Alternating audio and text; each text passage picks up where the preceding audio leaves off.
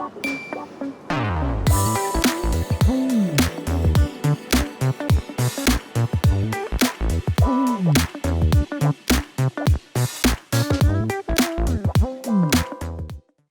evening, everyone, and welcome to Critica NYC, a show focused on the life and work of the Latino community in New York City and beyond. I'm your host, Raquel Batista, and today we are joined by Julissa Gutierrez, who is the Chief Diversity Officer for the Office of the Governor Cuomo. And in a few, we'll also be joined by Wendy García, Chief Diversity Officer for the Office of Scott Stringer in New York City.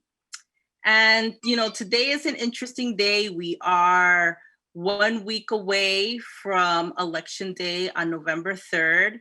People all over the country have been voting in record numbers through early voting, absentee voting, and actually going to the polls.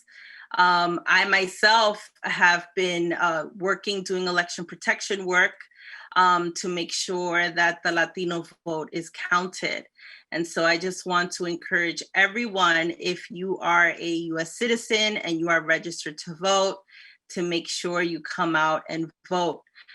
One of the big issues that has been discussed throughout this campaign, and even we discussed in our last show with our last guest, is the issue of diversity. And recently we did see that President Trump put out an executive order basically eradicating, diversity programs and hiring people to do diversity work. And we know that in New York, folks are committed to improving diversity efforts.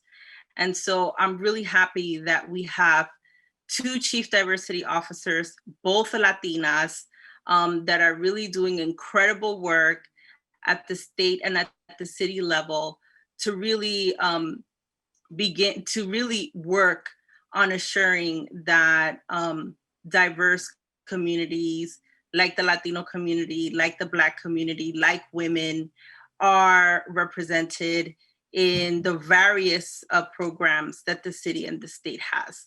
So let me just, without further ado, introduce Julissa Gutierrez. Please tell us a little bit about yourself, how you found yourself to become the Chief Diversity Officer for the governor. And you actually became the Chief Diversity Officer right around when the pandemic hit. And, how has it been, being in that role now for about 7-8 months? Buenas noches, Raquel.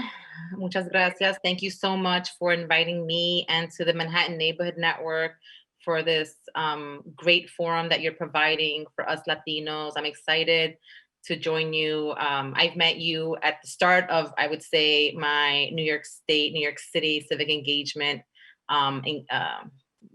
life. And so first and foremost, again, Julissa Gutierrez, the governor's chief diversity officer, something that Wendy will probably smile and laugh at. I always start by saying born and raised in Corona, Queens. And I'm really proud of that. I think being from Queens has really kind of been it's a strong part of my identity. Also being the daughter of immigrant parents. My parents immigrated from Bogota, Colombia in 1969. Thankfully, they had the faith and the courage to really come to this country and start anew, really seeking for a better life. And so being the daughter of immigrants and seeing the experiences of discrimination layered with language barriers, cultural competency barriers, and then it was cemented in my experience in college, which is where I actually met Wendy García and started this beautiful relationship that now has a higher purpose, where we really advocated and thrived in bringing about Latino representation on campus. So, for example, my freshman year, we were able to advocate for a fully funded Latino advisor for students, which was a big feat And in addition to that, I also went on to found a chapter of a Latina sorority. And so those experiences really kind of showed me that representation matters, and that no one should live in fear of asking and wanting to do better for themselves and their families. And I think that that's kind of the same moral principles that I carry in this new position. So prior to serving the governor as Chief Diversity Officer, I served with him most recently as Deputy Director of Constituency Affairs. And so I've joined him in the second term of his administration, and now we're on our third term. And so I've definitely seen the progression, and it's been a great experience to not just work as one of the highest serving Latinas in state government, but also in partnership with advocates and stakeholders in the community that I also come from. And so for me, it's really been a mission of full circle.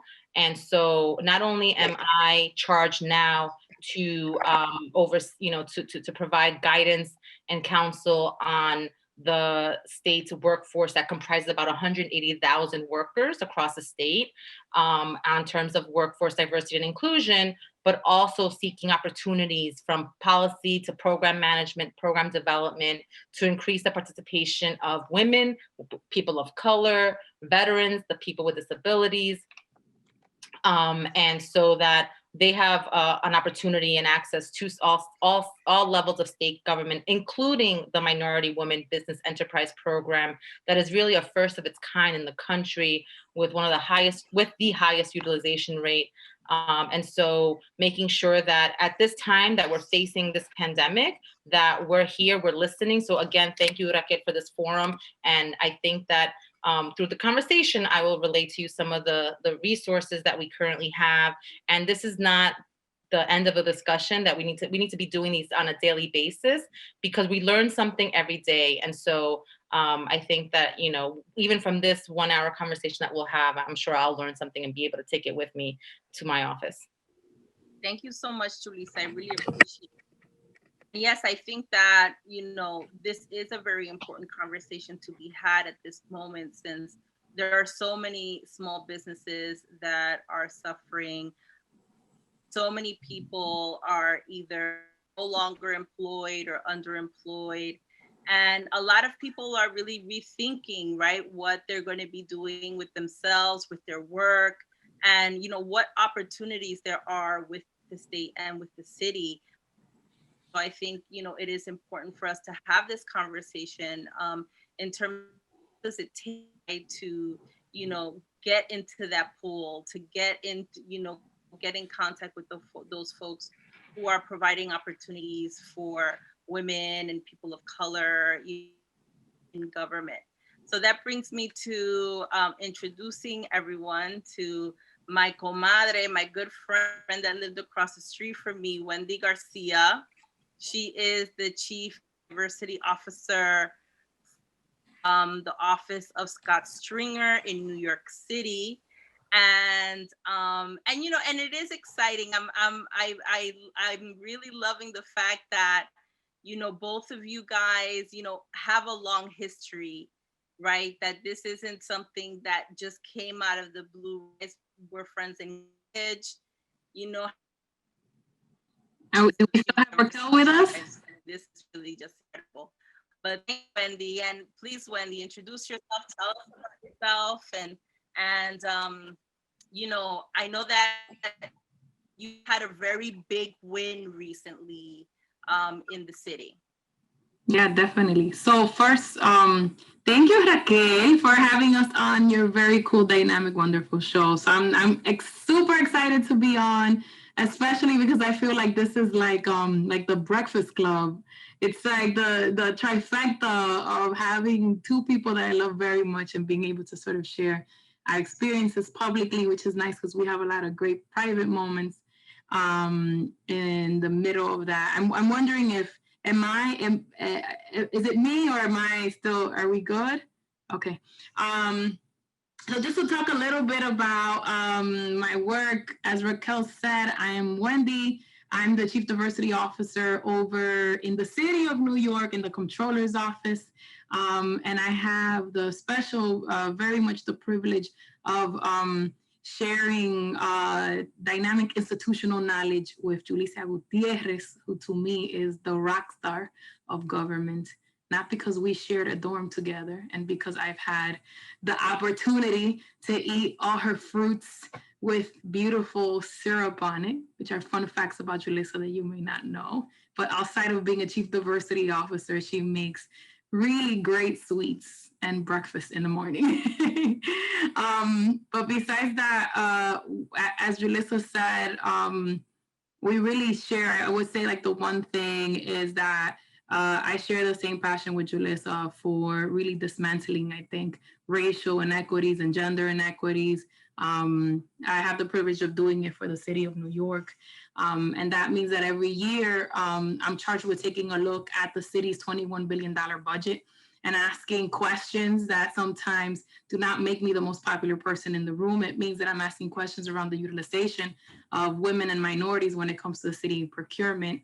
It means that I'm looking at companies throughout any given day and questioning where those companies are using their dollars and their leverage and their boards to bring in more women and people of color to make diverse boards. It also means that we take a look at the city and question the way that we're operationalizing. For example, what regulations does the city have now? And how does that impact women and people of color? And sometimes what I think this is what Raquel was referring to early on, it means that we have to question the absolute structure of the city. And so one of the wins we had is that for the last 7 years, we had asked, well, why can't the city have a chief diversity officer, not just in the Comptroller's office? Because when Scott Stringer came in, he appointed a CDO, but it really was the first time the city saw a CDO in the city of New York. We really hadn't had that outside of the state, in terms of the state agencies. In terms of the city agencies, we hadn't seen that till about 7 years ago when we first came in. And so we pushed and recommended that the commission, the Charter Commission, which governs the city, add CDOs. That was voted down, unfortunately, and what was done was that they codified the current MWB program. But most recently, I think it's been about 2 months, the administration added an executive order that will have chief diversity officers in every single city agency, and more importantly, reporting to the top. So we had been pushing for that for years. So it was a great win for everyone, for all New Yorkers and for everybody involved that had been advocating, not just our office, but the great advocates that work across the city to see that happen and come into fruition.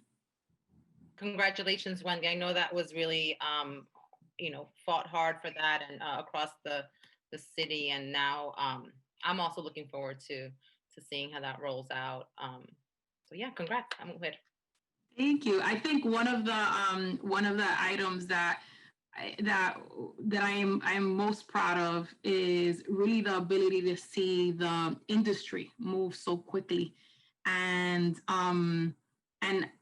I think one of the things, I know, Julissa, maybe you agree, is that we are seeing just in the last week, we're seeing so many announcements around the hiring of chief diversity officers, around companies adding chief diversity officers.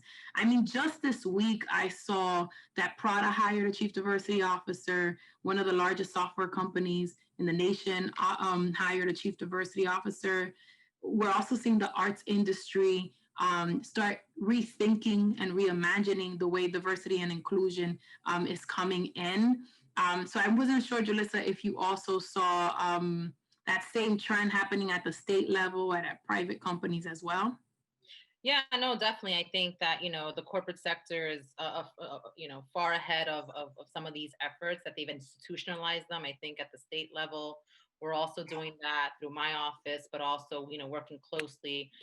Thanks to the governor's executive order 187, we were able to create an office of diversity and inclusion management at civil service. And so not only do we have, and then in terms of the procurement process, we also do have procurement officers throughout the agencies, but really hand in hand working with the agencies on both sides, we're really able to tackle that. And I think that, just one point that you reminded me of, Wendy, is that not just looking at policy and program development, but also making sure that we have people at the table, Latinos, Right. Latinx, Black, Indigenous, people of color that are able to represent and to speak and share their stories so that we can better understand the policies impacts that have in our communities, because we have been disproportionately impacted by this pandemic. This is not just a public health crisis, this is an economic pandemic.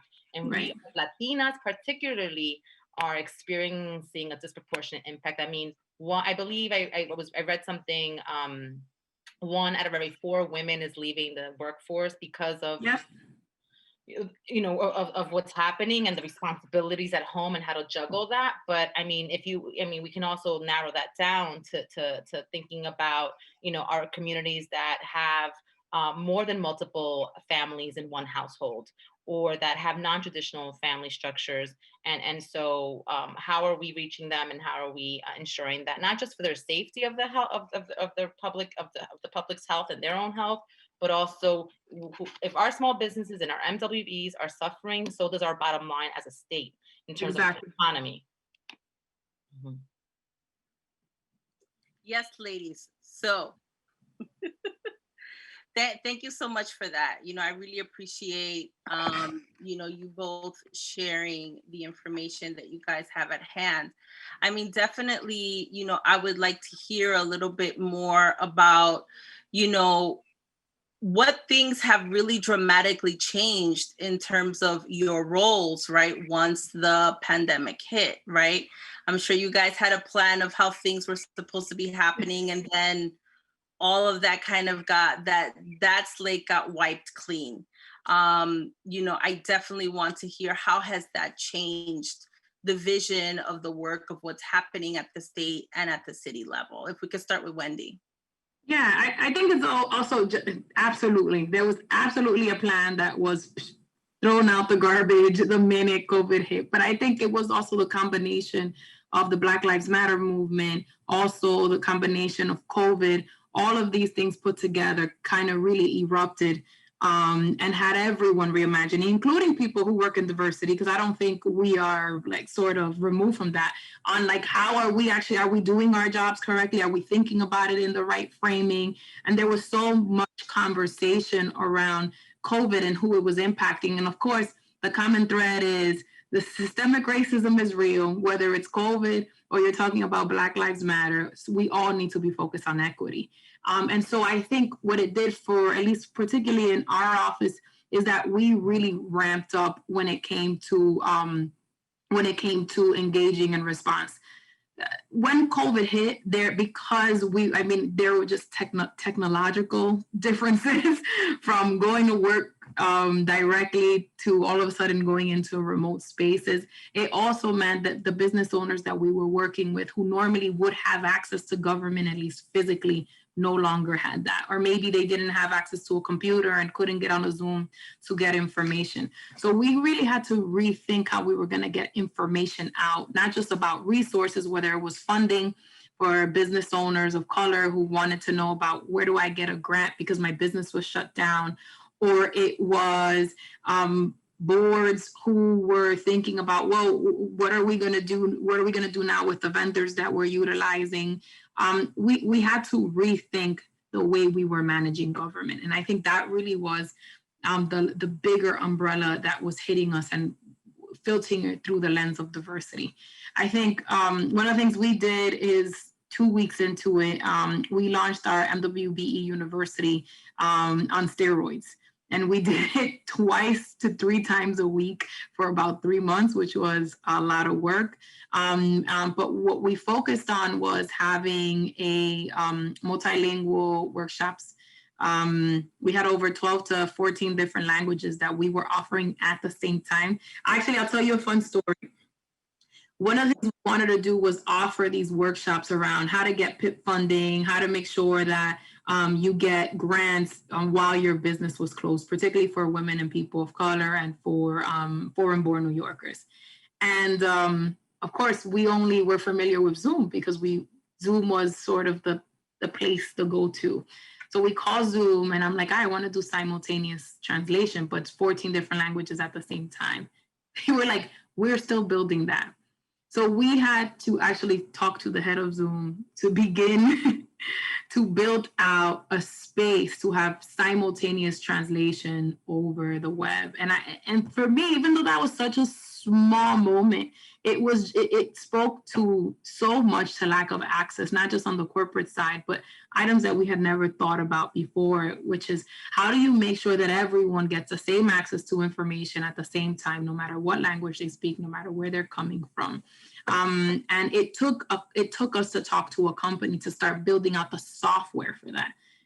It had not existed before then. So I think those were some, outside of us doing rapid workshops and offering that information, those were sort of small storylines within the larger theme of how we needed to rethink the way we did our work. Yeah. So Julissa, and how did you guys have to, at the state level, have to rethink how the work was happening within our communities? So I similarly, in terms of, all hands on deck, figuring out what is the need, and some of the major barriers are access to capital, and we know this even pre-COVID, right? Historically, people of color have not had have had greater challenges due to systemic racism to financial institutions. And so one of the first things we did is that we created a $100 million loan fund called the New York Forward Loan Fund to help and target MWBE, small businesses, nonprofits, also small landlords. This was targeted towards businesses that had 20 or less employees, and that also specifically was designed to help businesses to help to redesign them in regards to the COVID-19 public safety protocols. And so we have seen a great interest in that, and also being able to support the community development financial institutions to ensure that there is that one-on-one touch for the members of the community that are seeking these services. And similar to Wendy, is making sure that we're getting this information out through all points of the community. So not just the constituencies of Latino, African American, Asian, but also our faith-based clergy, et cetera, to their messengers, and being able to continue to promote that information. But we've also been able to provide financial support to entrepreneur assistance centers and small business development centers. And so making sure that they're available, and to increase funding to ensure that there's remote access, and increasing those sessions for the community. And so, there's, the long game plan is going to be made with a lot of, is going to be dealt with a lot of challenges. But I think with communication, it's important that we highlight what are the possibilities, what are the current challenges, like language access, making sure that all of our applications, or that we also have social media available, that we're targeting these communities. Those are a few things. But in terms of like the diversity in terms of the workforce, I think that I've seen a greater interest also, and I think it's also because of the space that we live in, and also being a woman of color, is that there's also like a greater sense of belonging that you want out of your days and out of the work that you're giving.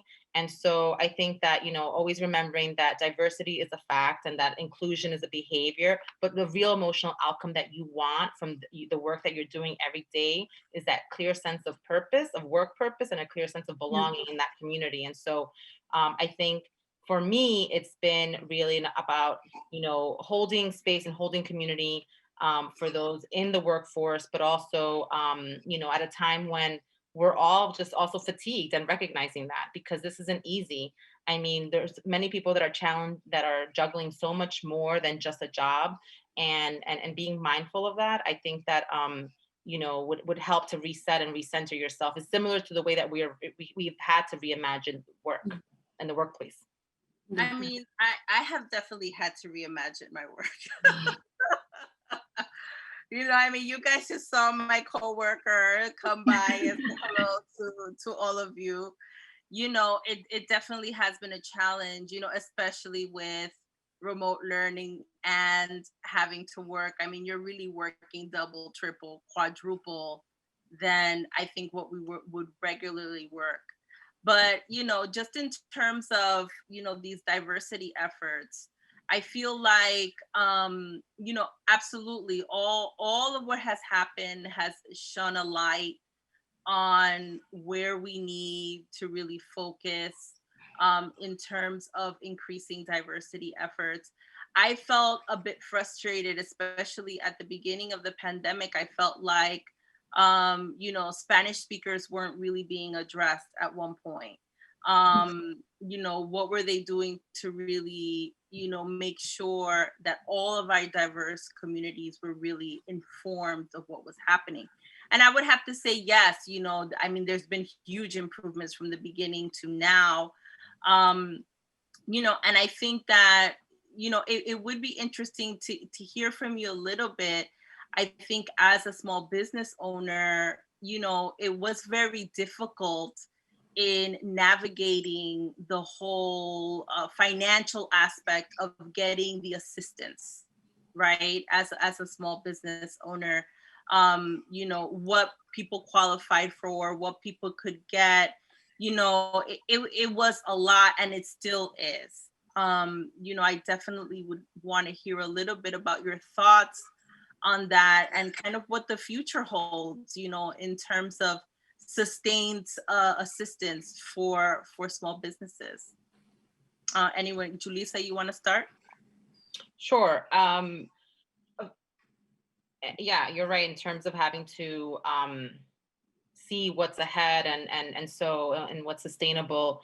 I think that we're committed here at the state to also make sure that we're being responsive, and so we're going to continue with the Division of Minority Women in Business Enterprises to do the business development that they're so great at. For example, the training Tuesdays that we offer continuously, and we have, amped up even more. For example, today we had a contract with the Department of Health, and we're seeing now, obviously, with this new pandemic, the creation, or not the creation, but the need for people of color to enter these again, not these new industries, but these industries of medical technology, telecommuting, et cetera, where that they can also take ownership. Because, one of my personal goals is also in terms of this platform is also to highlight the need of wealth generation for our communities. Really, that's what we need. And that's what, for example, that's what my parents came here for, right? And so because we can be working, really hard every day in and out, but without a clear purpose of figuring out how are we going to really build and build those assets. And so there's, we have that. And then thankfully, we had the reauthorization of Article 15A, which outlines the provisions in which MMWBEs here in the state contract. And so we had, through that reauthorization, we were able to extend the certification process, the time, from 3 to 5 years now for all MWBEs that are certified with the state. And now at this point, we have over 9,000 certified MWBEs in our directory. And so what I would say is to continue to seek these services with our MWBE program. I've provided an informational number and a website to get more information, but also to seek our business development opportunities that we offer. We have webinars, everything's gone virtual. And I know that including our MWBE forum, which is the largest MWBE conference in the state, will be taking now place December 2, 3, and 4, and where we're going to be having further discussions. And to be a matter of fact, a lot of this also hinges on the federal government and the election. That's, not that it's the elephant in the room, because it's clearly not. We all feel it to our veins when you have 700,000 people that just voted in early voting in New York State. That's incredible. And just in New York State. But I think that a lot of it hinges. We need federal aid to ensure that we can move forward as a city and as a state. And so let's see how the next couple of days go. And then after that, even with the counting, probably. Yep.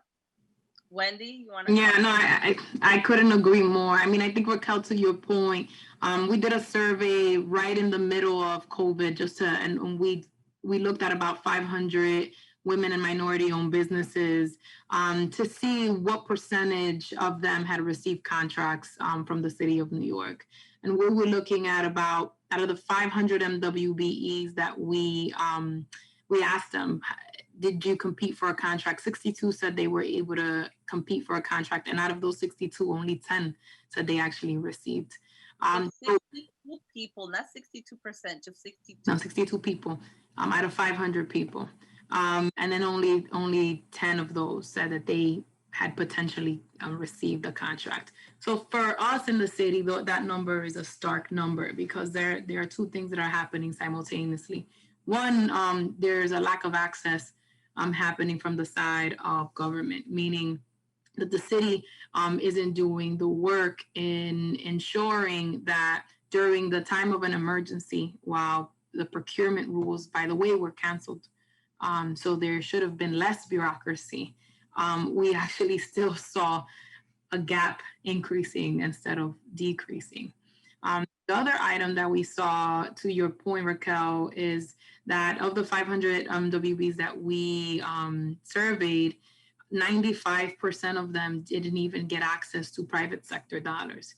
So when government places regulations on companies to say, hey, you need to have the Rooney Rule in place, you need to make sure you're doing supplier diversity, those things are really going to be critical, specifically around this time, because companies have to start stepping up to the plate in hiring the chief diversity officer, but at the same time, making sure that they're the capital programming, as Julissa talked about, and the pipeline programs around workshops and access, so that a small business owner who's a lawyer or is an architect or is selling cake or is doing investments for the city of New York doesn't have the kind of barriers that they were experiencing specifically during those months. Another stark number we saw is that 85% of the MWBs that were surveyed were concerned that they would go out of business by the end of this year.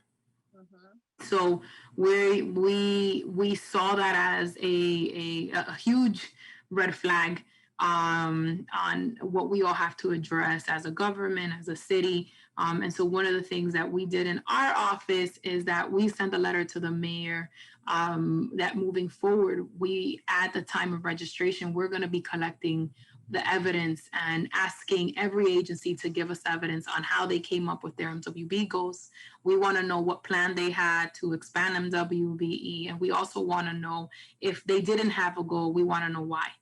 And that's going to be a new part of the registration process. Because we are the compliance authority, we're trying to use our role to make sure that if you're an agency and you put out some PPP equipment and you said that masks and ventilators were needed and it was supposed to go into a hospital, who did you buy that from? Did you buy it from a large company outside of New York City when you have 15 to 20 MWBs that could have done the same thing?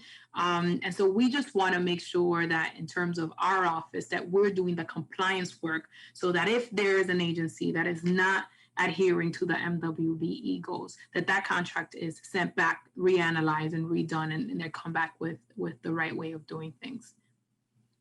Yeah, so, Julissa, you had mentioned, right, the importance of, this upcoming election and the future policies of the federal government, right? So regardless, we're not talking party politics here, but under what conditions, right, would it really be better for you all to be able to do the work that you need to do in order to increase diversity, in order to create generational wealth, in order to support, first and second generation business owners to be able to thrive and to succeed?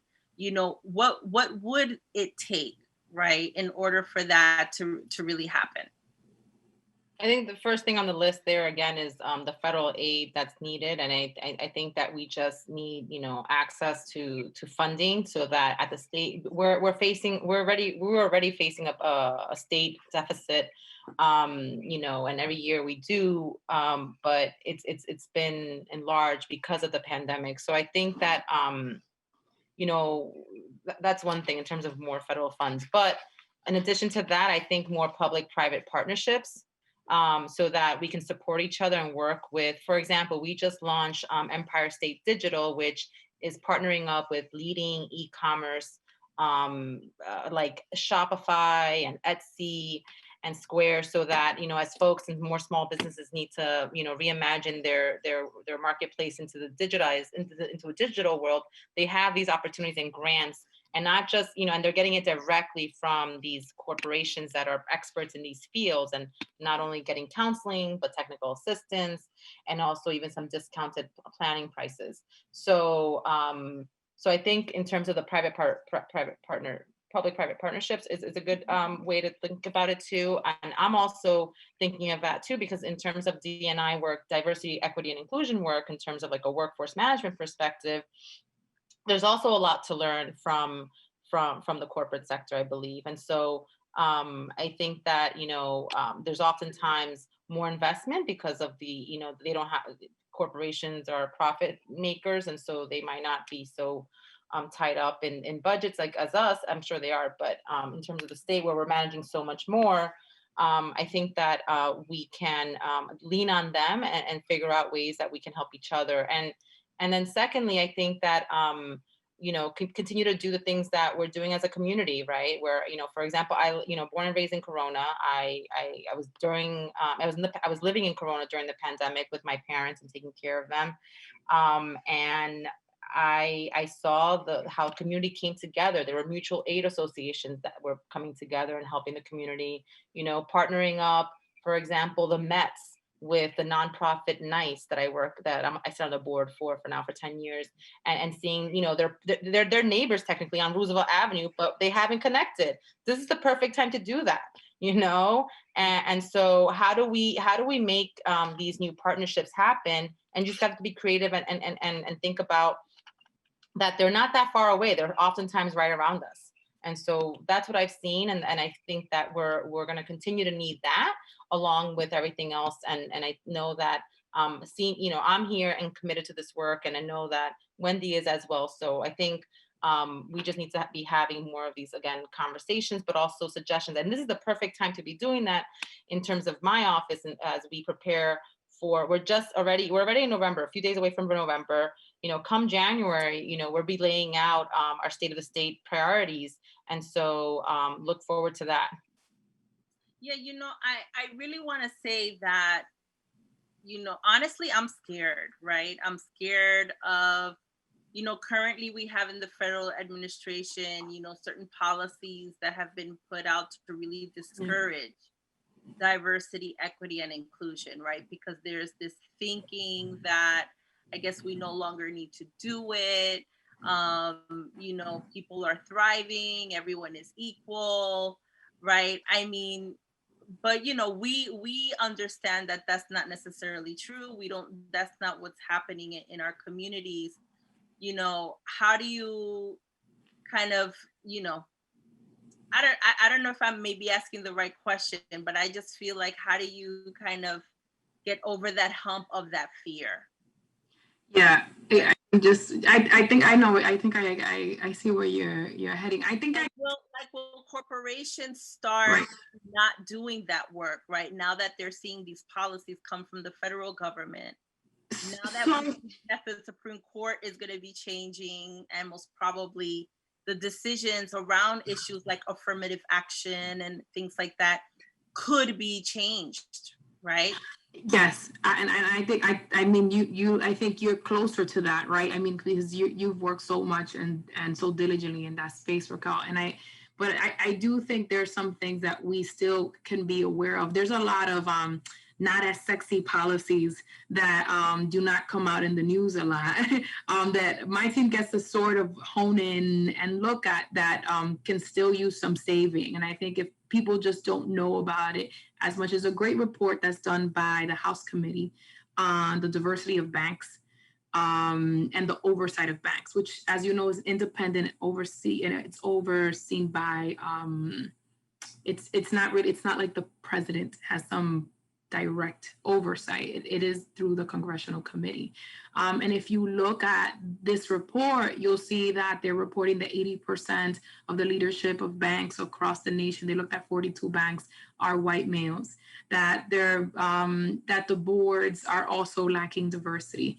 They also took a look and they broke it down by ethnicity, and less than 4 and 3% were Latinas, right? So you're looking at numbers that, by the way, I'm sure we're all shaking our heads because these are numbers that we're unfortunately, very too familiar with.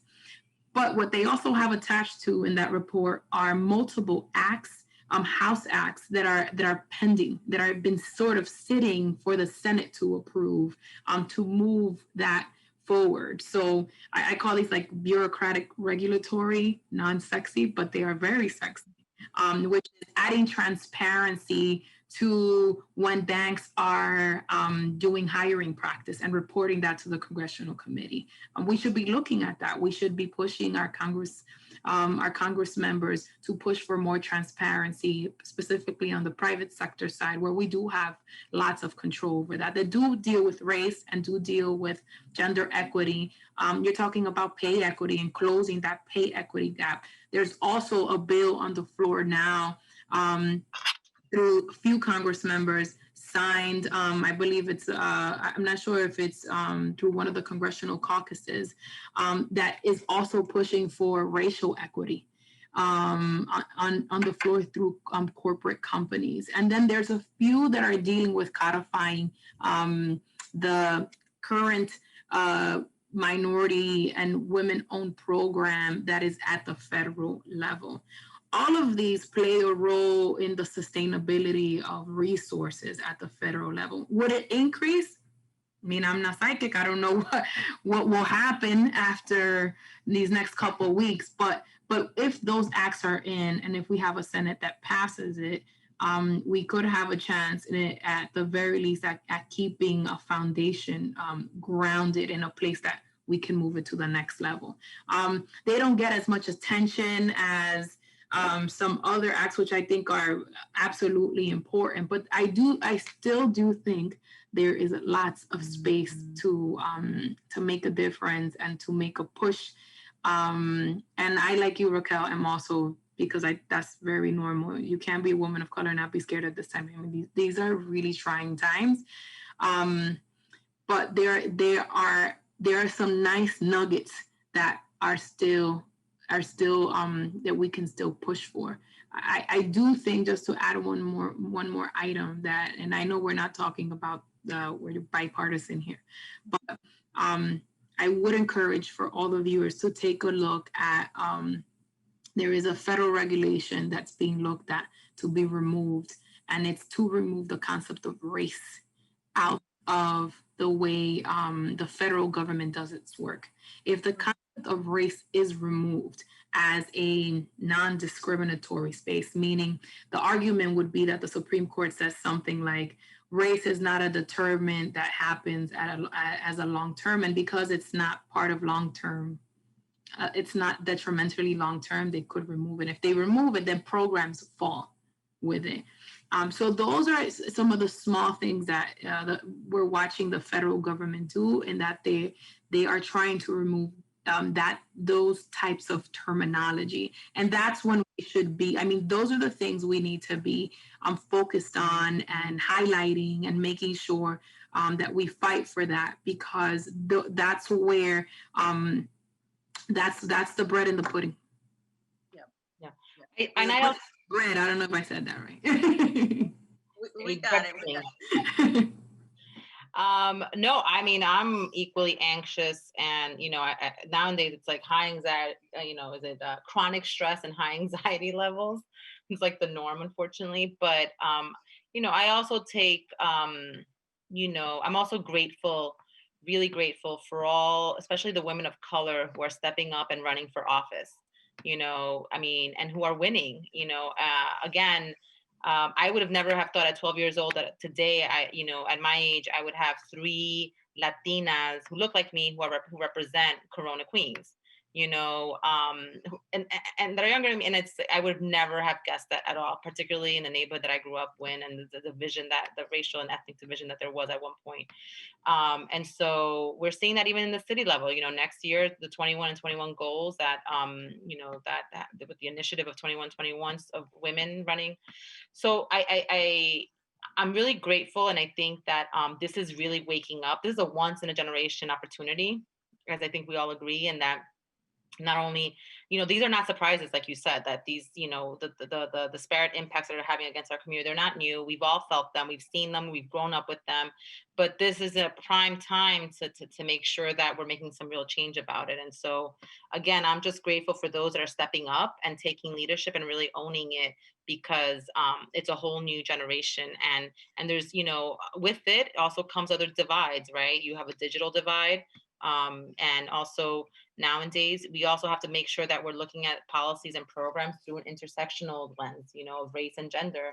And also thinking about not just, and thinking about the fluidity of gender identity, right? Right. That's another thing that to highlight and to make sure, because nowadays, you know, the universe gives us more opportunity to ensure that, you know, that there's representation across all, you know, kind of levels.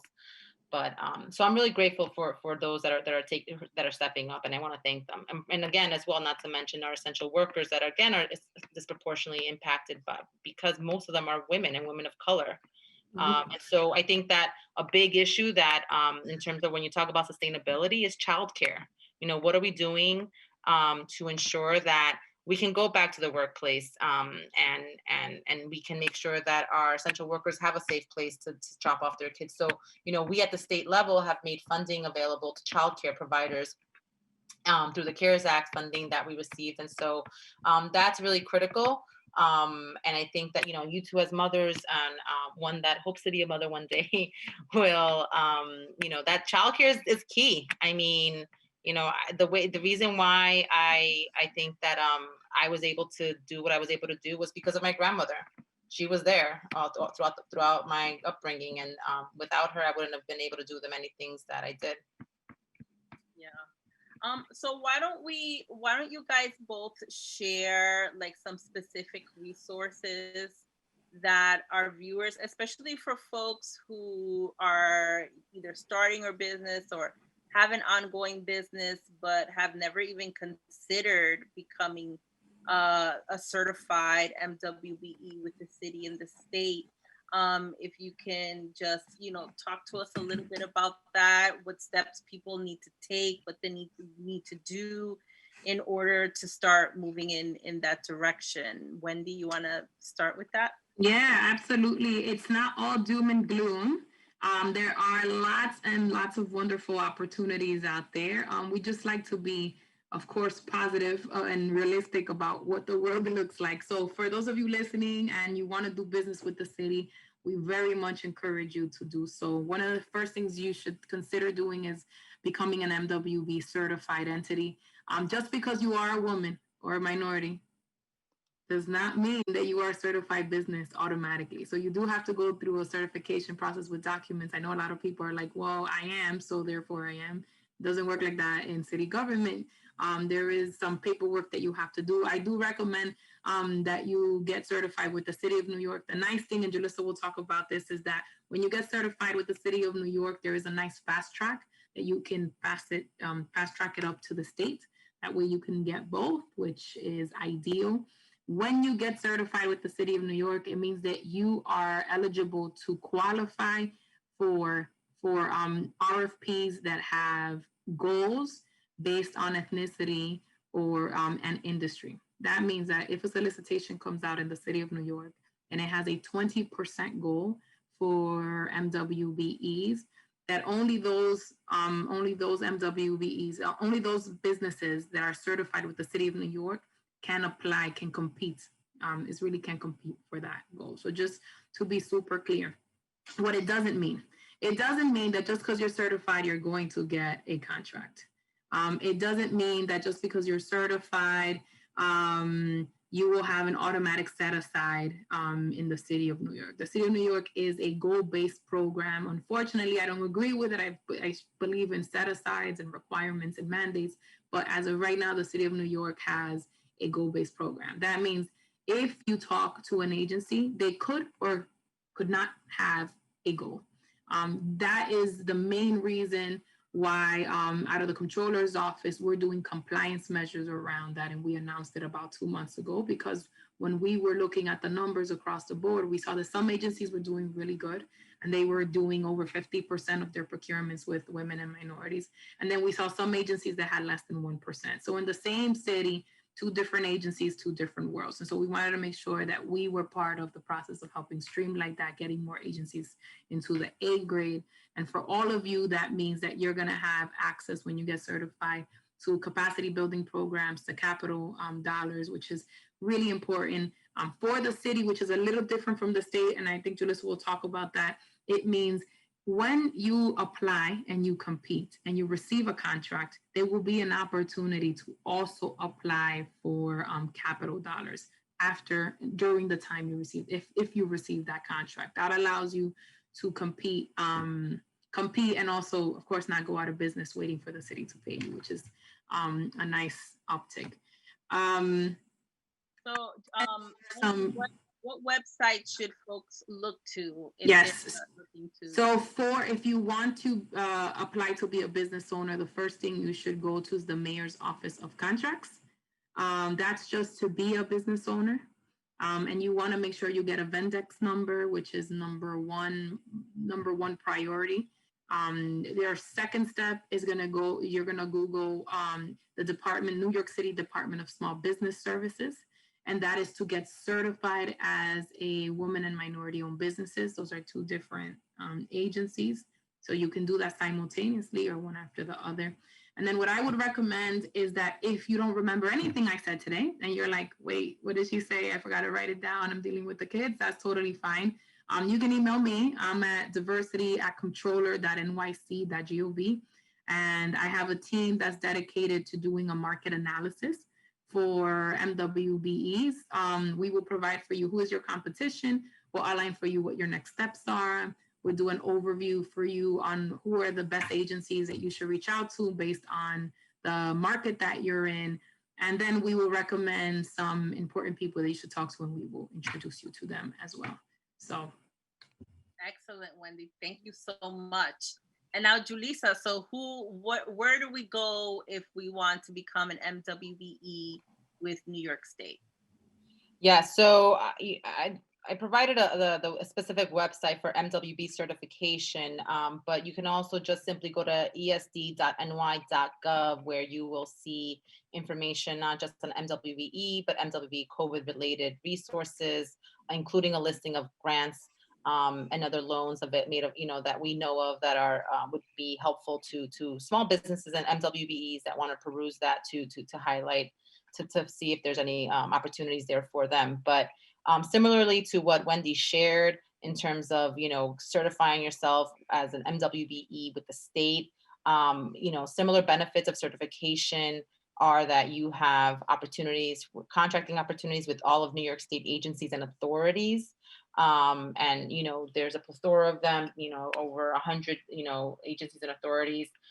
You also get to utilize lending and bonding programs created exclusively for state certified MWBEs. You also get to be listed on our New York State MWBE directory of certified firms. We also provide customized alerts for any upcoming procurement opportunities that are registered within our New York State contract reporter. And you really gain an access to statewide network of services and support, like the business development opportunities that I've mentioned before, including a mentoring protege program that I think is really key and something to also consider thinking about, that we can focus on now in terms of opportunities to share best practices and teaming up, et cetera. And in order to apply for certification, you go online using the New York State contract system, which is ny.newnycontracts.com. And similar, like what Wendy referred to in terms of, certifying, there's opportunities to do new certification applications, either through a fast track application or as well as doing a one-stop certification that is then forwarded for some joint certification opportunities. So for example, if right now, JFK and LaGuardia redevelopment projects, if you're certified with the state, that certification lends itself for the redevelopment airport projects. However, these are opportunities where the certification of state will be used for these sort of redevelopment projects. So those are opportunities where it benefits to be certified with the state, for example. In addition to that, you also have, once you're in our directory, we have all of our profiles up and you can access. And so I would recommend everyone to go to that website of MWBE program at esd.ny.gov. In addition to that, there's also a phone number that people can call to check in on their certification in terms of, I know that, if there's any assistance that we can provide directly, please call that number.